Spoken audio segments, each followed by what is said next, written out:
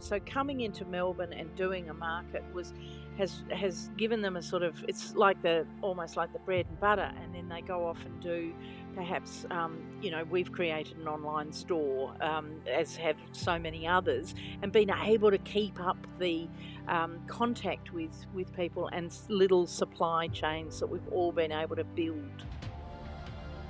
This is the Deep in the Weeds podcast. I'm Anthony Huckstep. When the restaurant industry went into lockdown, food retail boomed. With supermarkets allowed to trade, it meant more people were cooking at home. But not everyone likes to get their groceries from the big supermarkets. Some prefer a greater connection to the food they eat. Farmers markets all across the country provide that connection. But with the confusion over public gatherings and restrictions, what impact has that had on those who like to shop at farmers markets and the producers who earn a crust as stallholders? Miranda Sharp is the founder and director of Melbourne Farmers Markets. Miranda, how are you going? I'm very well, thanks, Huck. Thanks for having me on. Well, we're glad to have you here. You've had quite a turbulent 6 or 7 months. The restrictions and rules are a bit like shifting sand at the moment. What's the current situation for the farmers markets in Melbourne? At the moment, and dare I say it, it feels a little calmer, more stable. But mind you, as soon as I've thought that over the few months, then there'll be some change, some upheaval that we've learned to roll with, and of course we're pretty philosophical that we've just got to suck it up like everyone else. And we're overall we're incredibly thankful to just being able to keep trading as much as we have been able to. But it has been incredibly challenging, and there've been times that, were it not for the number of people who rely on us, it would have been a lot easier on our on the demand and the stresses and frankly the mental health on our front line, among as well as the sort of economic pressures and so on, to have gone into hibernation, because the sheer hard work has just been like never I've experienced before, and that's saying something, because I'm a dinosaur in this field, in hospo and food in Victoria, and like all of us, we're working pretty bloody hard. There's been many hurdles over the last 7 months for the farmers markets in Melbourne, and a lot of hoops to jump through. But there was one period of time with a lot of confusion where the government shut down the markets and then decided to change their mind only a few hours later. What sort of impact did that have on all of the various farmers markets? Look, initially, to be honest, it was disbelief. We had been so vigilant, for this was the third week of August, I think it was. So since March, we'd engaged all sorts of protocols and precautions and signage and infrastructure and sanitizer, and you name it, we had it, and turned from being the welcoming, wonderful, shared environment that we love and we cherish about markets, we all do, to being a very matter of fact organisation with protocols and stripping our markets of all the wonderful stuff. So having done all that, it was sheer disbelief that we were suddenly taken, out of the permitted work environments and essential food services, to be literally with no warning in the exclusion category, and no explanation and no contact whatsoever with us. And it turned out that with a little investigation, which was not easily forthcoming, I must say, that it was the behaviour of a single market, not an accredited farmers market, the weekend before on the sunny Saturday afternoon. That the irresistible stuff to let a few extra people in and to hang around, and we were all taken down by it. So that was pretty. It was pretty gut wrenching to feel. Firstly, to sort of realise that, well, we really don't count, do we? We really have not. Um, we really are pretty anonymous in this sphere. So, how quickly did the government reverse their decision in regards to that? Well, we found out first thing on the Friday morning, and finally it was overturned at the 20th hour on the Friday night. Wow. After, yeah, it was a big day. It was a very big day. What sort of impact was that having on all of the stall holders? They would have pulled all of their vegetables out of the ground, and what can you tell us what happened in that period? That's right. Well, there's because every single business that we deal with, which is, there would have been on that weekend, we had two markets on the Saturday and one on the Sunday. So around 100 um, businesses, or, those who overlap but are doing all three or one of three markets. So each one is different, and we can never just do a blanket response to any one without the next one being different. So, I know that people were already in Melbourne because of the lockdown. They had to get in, earlier than the curfew. There are people who are really unfamiliar with Melbourne. They're anxious about coming into Melbourne sometimes, and all of the producers, I can speak for all of them. It's a big ask in under any circumstances, let alone under these. And every piece of advice is, stay away, stay out of Melbourne, don't move around. And here we are, each and every business doing exactly the opposite to keep trading and to keep us fed. So people were on the road, people were, quietly horrified at home. People had picked, people had baked, people had staff, were sitting in their vans, or furiously offloading to other where they could, because they thought that all was lost. And yeah, it was just a debacle of because there was just nothing we could do to assure them one way or another, that it was on or it was off. In fact, when it got to 6 o'clock at night in the evening, and we hadn't even had our meeting, the sort of pivotal meeting that ended up being the one that got us over the line. We pulled the pin. We said, we can't be, this is rude to just keep people dangling. We have to concede defeat. We have um, let them know. And then, within a couple of hours, we were back on on the phone saying, no, no, if you can make it, you come on down. And then the weekend was just a tumultuous couple of days weather-wise. But I'll tell you, we've never been happier, I think, to, stand in pouring rain all day. Farmers markets have had challenges with the big supermarkets, irrelevant of COVID. And what did it feel like in that experience, being sort of classed as non-essential when the supermarkets are full? Yeah, it was pretty gutting, because that very week it had been announced that, I can't remember which had announced, just monumental profits. And we all know why, because we were all kind of herding in there, and whether it was hoarding toilet paper or bunkering down. That's just what the majority of us did. And it's typical. I mean, it's typical of our usual behaviour. It's about 95% of us who shop exclusively at supermarkets, um, sadly.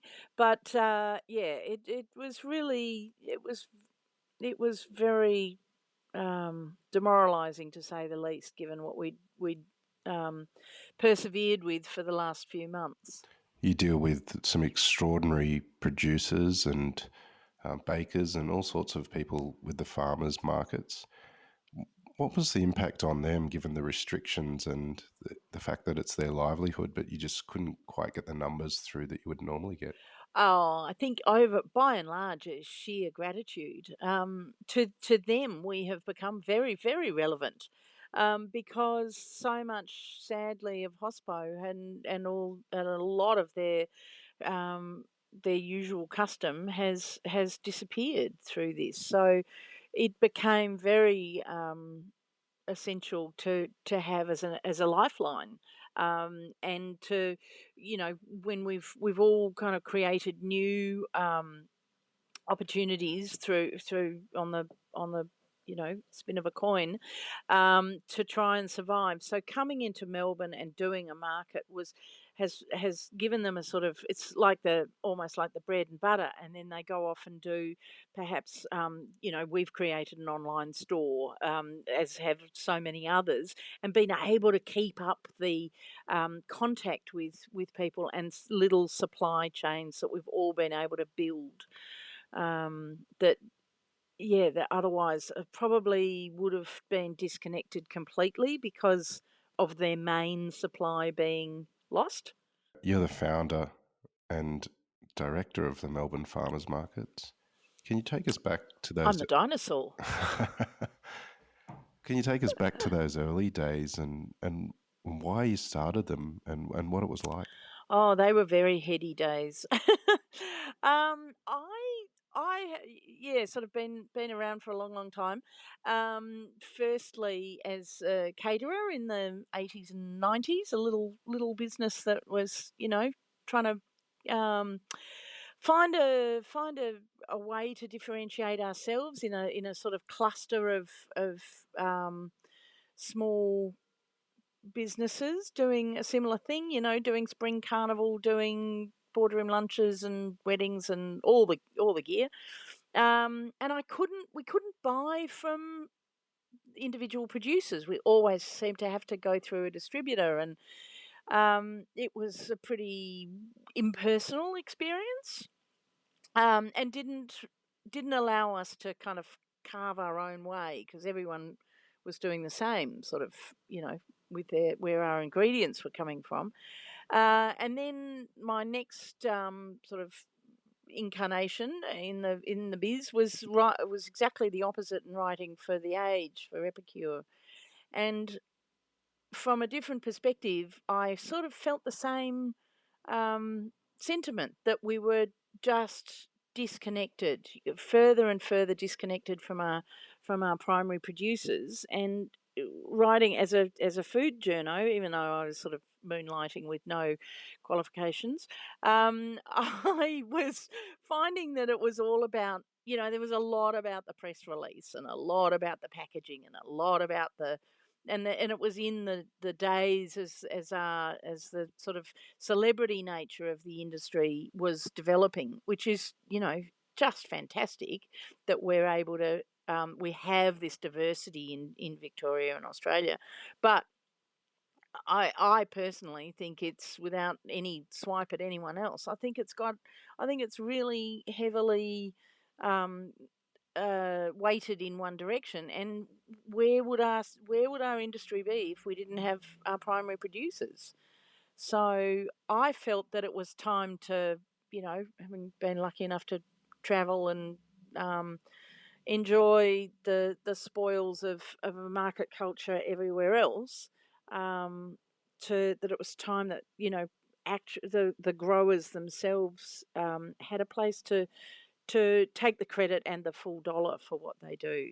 And that's even within our incredible market culture in Melbourne, with the Vicky Market and Preston and Dandenong and everywhere and other permanent markets and all sorts of other things, but just nowhere where you were standing behind what you grew or what you made, directly talking to your customer. So it was at the time when the Collingwood Children's Farm was pretty desperately fighting off the residential development, and a huge community upsurge to opposed that, which thankfully was won.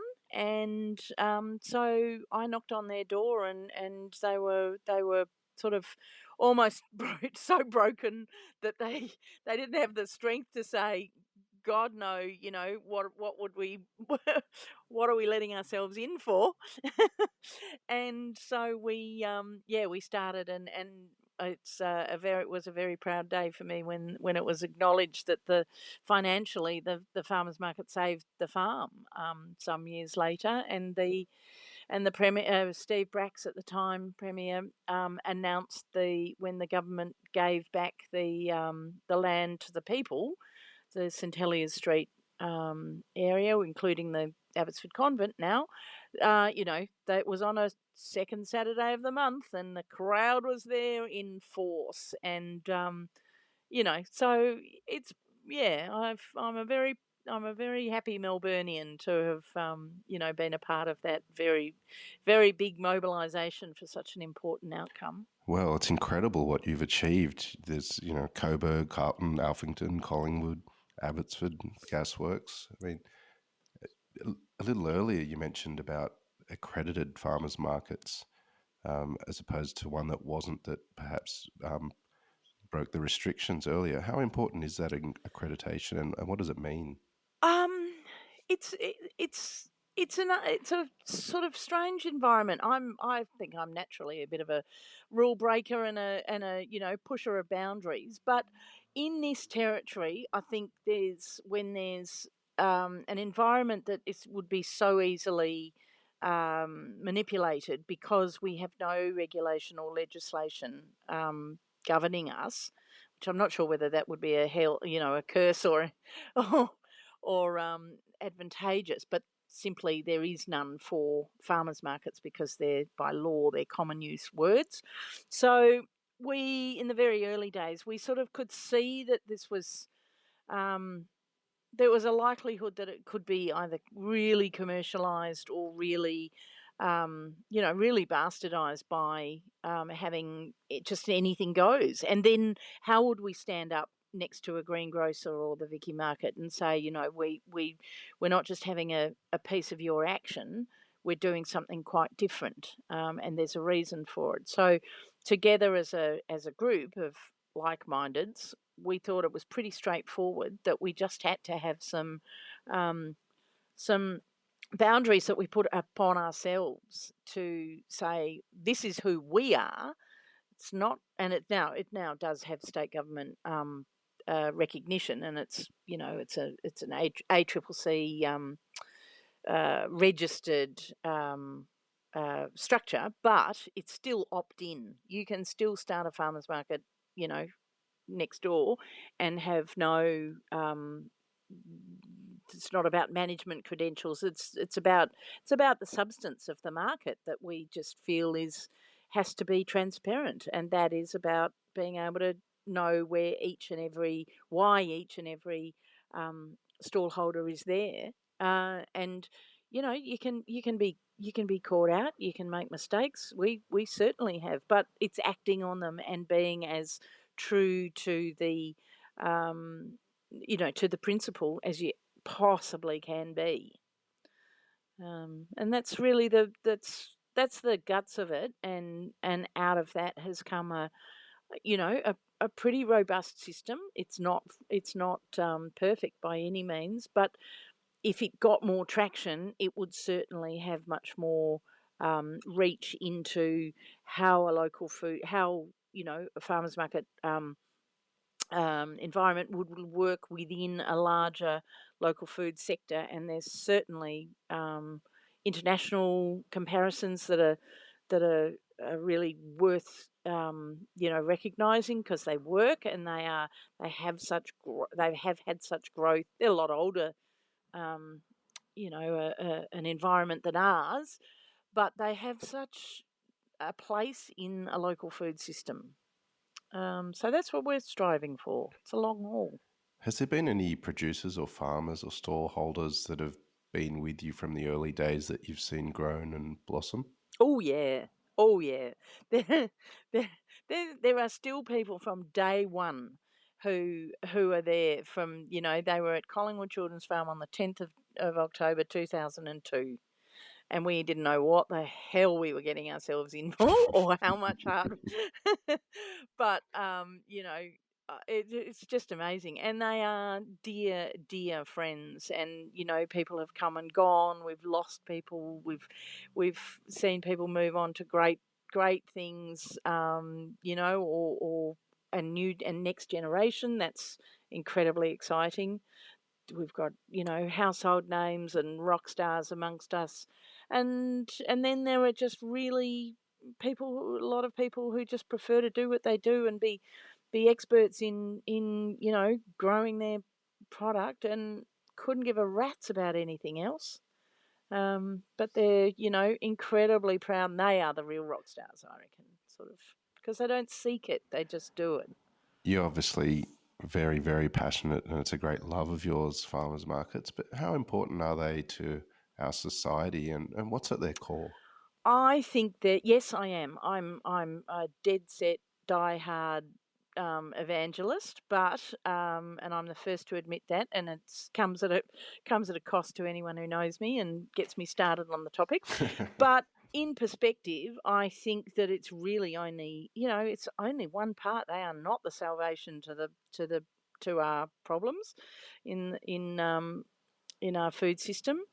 And it's why we've fought really hard to diversify and to bring and to coordinate and collaborate with lots of different community food organisations, with industry, with media, with anyone else, because we're in this together. It's one of the few things in life that we have to do, and it's a sort of, you can boil it down to that: move, use it or lose it kind of thing. And if we don't look after our local agriculture, whether it's um, signing up to a CSA or buying from a greengrocer, an independent greengrocer, or dropping into a farm gate, or going to a farmer's market, it all adds up to that little chink in the strength um, of our sticking at it together, because the challenges are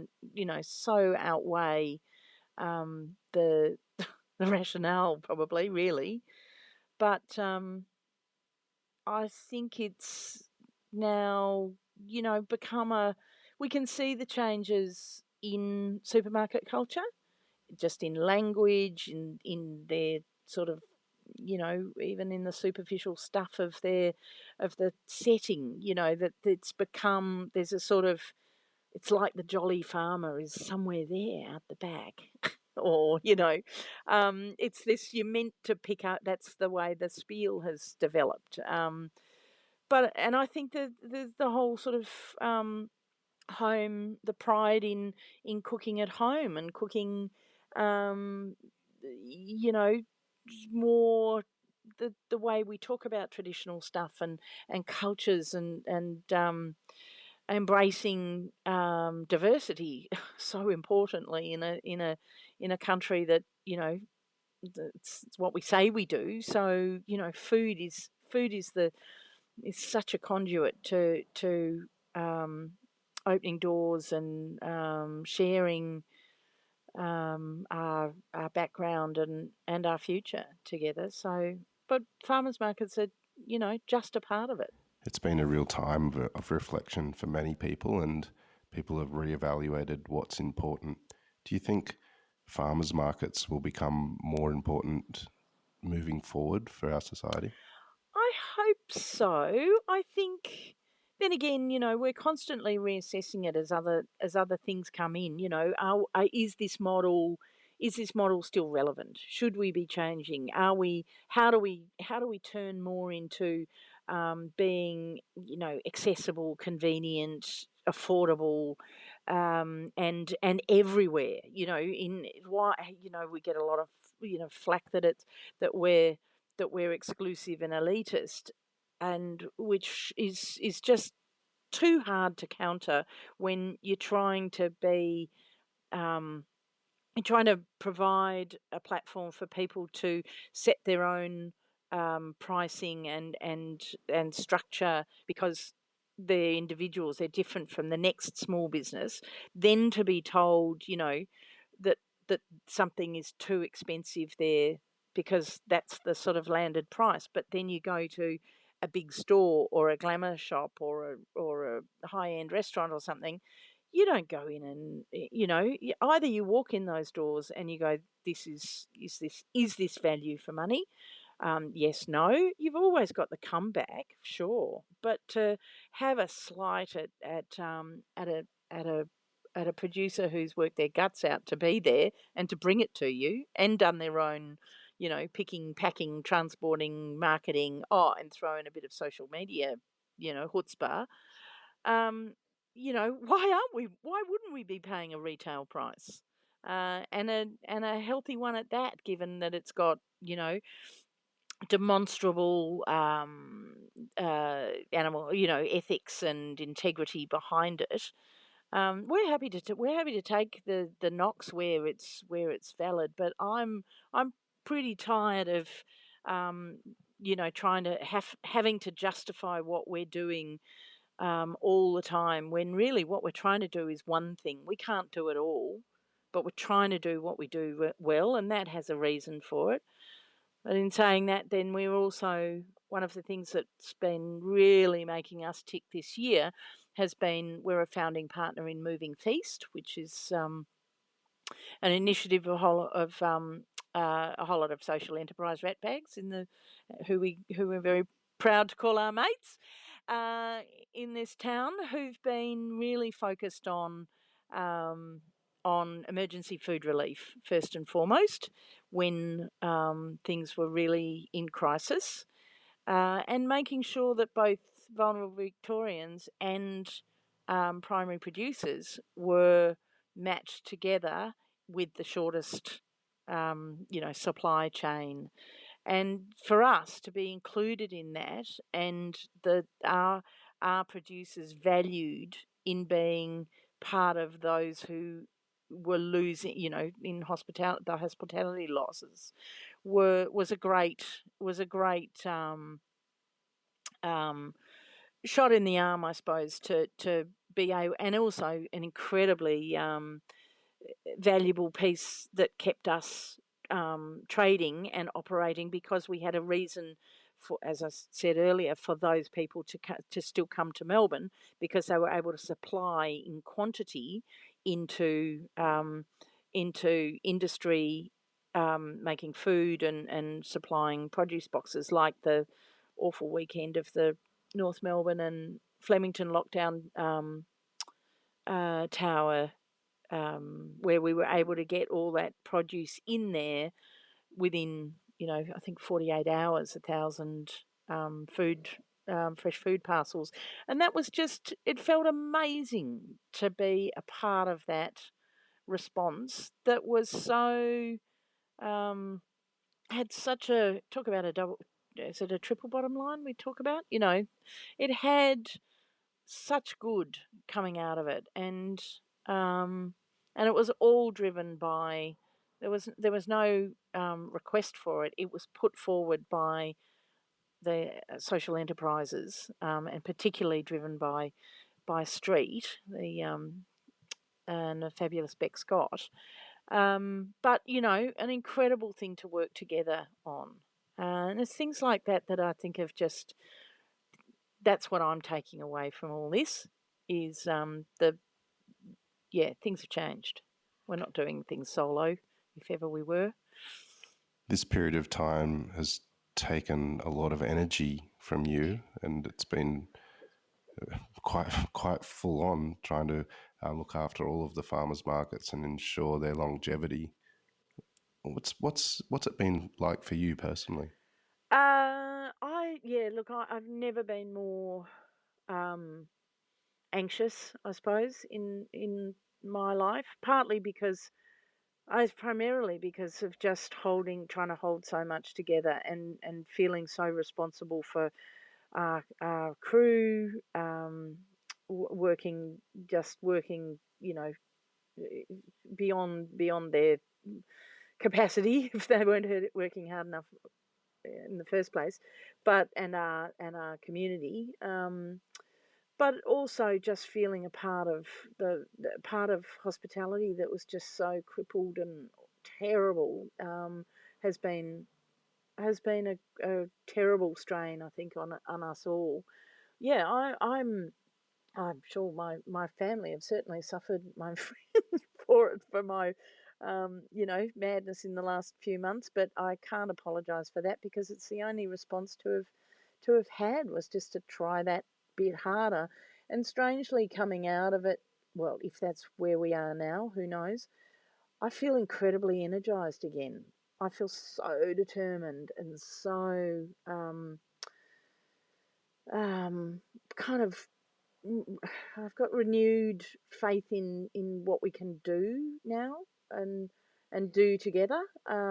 As long as we pull together, and as long as we are able to turn a whole lot of rhetoric into reality, and that's about sort of, you know, fast tracking permits and all this outdoor living we're going to do this summer. Well, it's not easy, folks. I've been doing that for a long time, and it's not an easy thing to just turn and start doing when it's. And I think that's what I fear for restaurants and cafes, is that I don't know how that's going to be possible, in a practical sense. And so therefore we've got to do it together, and open up, and make that a reality, if because we're sure as hell determined to get them back on their feet. After such a huge change for the global society, what's your hope moving forward beyond this pandemic? Uh, I think the rule book's kind of gone out the window, hasn't it? Which I think is a good thing in a lot of ways. We've got very set in our ways and our habits, and of what was the norm, what were our structures, and um, our our kind of what we thought was important. And now I think we've got perhaps a new landscape to just work it out afresh, of what's really important. And I hope that that means we're looking more, for in our industry, at all parts of the sector, and that when we talk about rhetoric, yes, we all want to know where our food comes from. Easy to say, but not necessarily what we follow through with. And that's from us as individuals. For all sorts of reasons, there are barriers and challenges, but we can try. And we're learning, how satisfying it is to grow things ourselves, and to make our bread, and it doesn't mean that it takes away from anyone else. It just means that we understand it better. It's this subliminal education, or experiential education, that you can't buy it.